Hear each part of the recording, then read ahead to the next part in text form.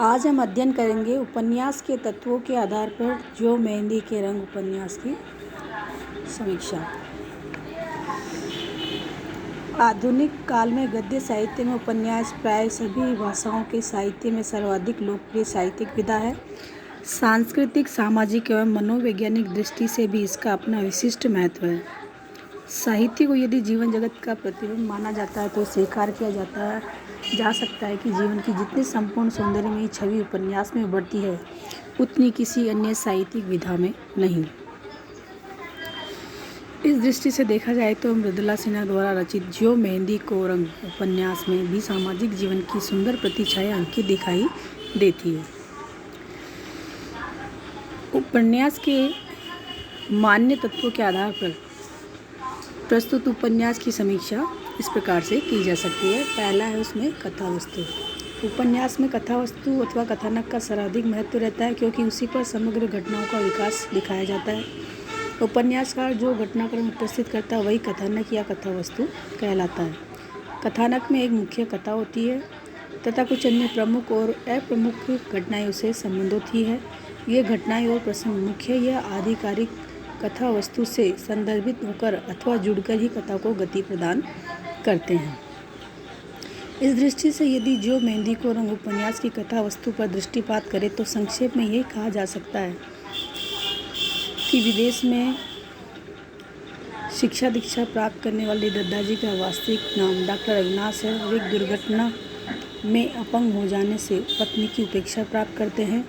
वहाँ अस्पताल में असहाय पड़े रहकर ये प्रकार से अपने पैर लगवाते हैं और फिर अपने अपनों के बीच में रहने की लालसा से विदेश से भारत आ जाते हैं। उपन्यास में इस प्रमुख कथा के साथ शालिनी, यूनुस मियाँ, मास्टर जी, शर्मा जी, दर्शन, जेल से फरार महेश, केरल का युवा दंपति आदि की कथा प्रासंगिक रूप से समाविष्ट है कि उसमें समग्र कथा वस्तु में एकरूपता आ जाती है।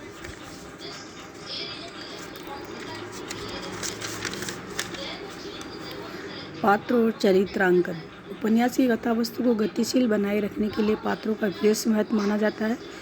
सामान्यतः उपन्यास में अनेक तरह के पात्र रखे जाते हैं, परंतु सामाजिक समस्या प्रधान उपन्यास में दो प्रकार के पात्र होते हैं, वर्ग चरित्र और व्यक्ति चरित्र।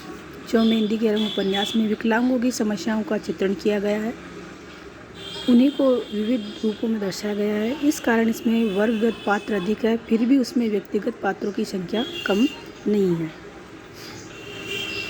उपन्यास को पढ़ने से ज्ञात होता है कि उपन्यास के पात्रों का चरित्रांकन कहीं पर प्रत्यक्ष विधि से, कहीं पर अप्रत्यक्ष विधि से पद्धति से किया गया है। शालिनी का और दद्दाजी का चरित्रांकन विशेषतः अप्रत्यक्ष प्रवृत्ति से कराया गया है। इसी प्रकार जहाँ पर पात्रों के संबंधों से उनके चरित्र का उद्घाटन हो वहाँ भी अप्रत्यक्ष विधि अपनाई गई है। कथोपकथन या संवाद विधा।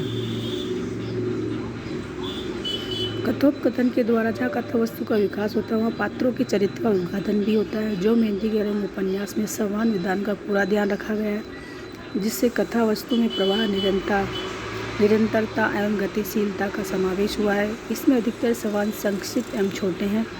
आत्मविश्लेषण अथवा स्वगत विचार मंथन में भले लंबे संवाद है, परंतु उपन्यास के कलेवर के अनुसार उचित है। संवादों में लंबे भाषणों की शैली नहीं अपनाई गई है। अधिकतर संवाद प्रसंग सापेक्ष है। वर्णीय वस्तुओं पात्रों के अस्त्रानुरूप तथा पूर्णतया चरित्रोद्घाटक है। चौथा है वातावरण विधा।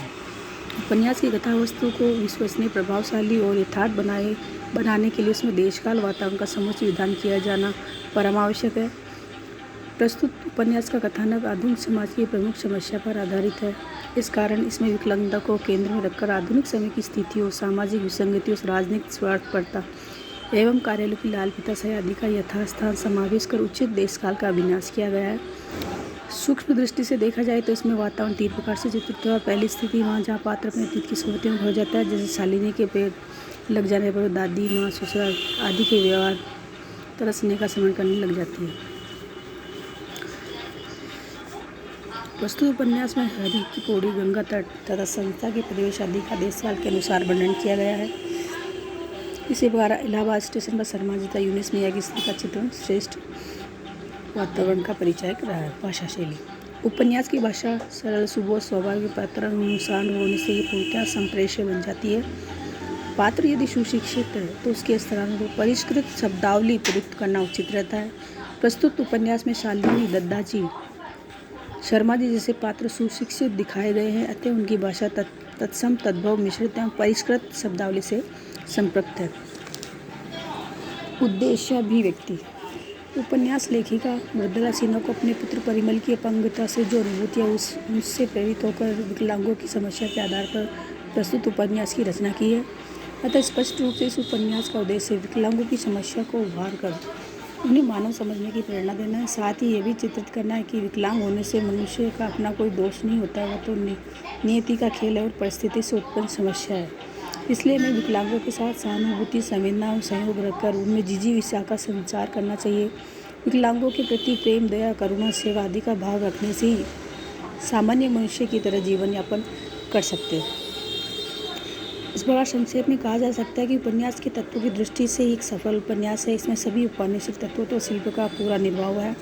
कथा वस्तु, पात्र, भाषा शैली, उद्देश्य आदि के साथ इसमें अंतर्दन एवं सस्पेंस का पूरा ध्यान रखा गया है। अभिव्यक्ति की दृष्टि से मार्मिक और समस्या प्रधान श्रेष्ठ उपन्यास है।